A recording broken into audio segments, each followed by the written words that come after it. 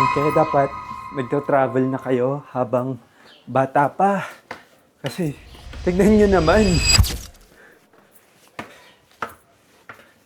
Buti na lang, marami akong kinain kaninang breakfast. Ganda oh. Akyat pa.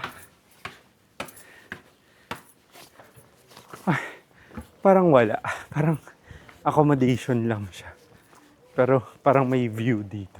Tingnan natin. Parang mga bahay-bahay lang siya or Airbnb. Kasi nakita ko yung mga tao nagbubuhat ng gamit. Uy, ang hilig sa stairs ng Croatians.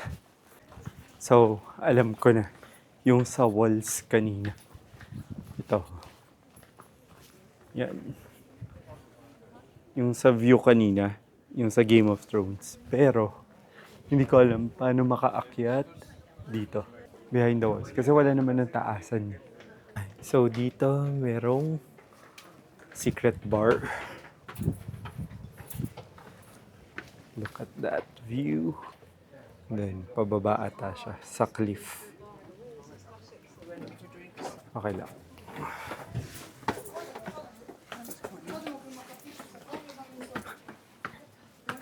Ang daming tao doon. Ang tagal ko yung inantay para lang ma-video.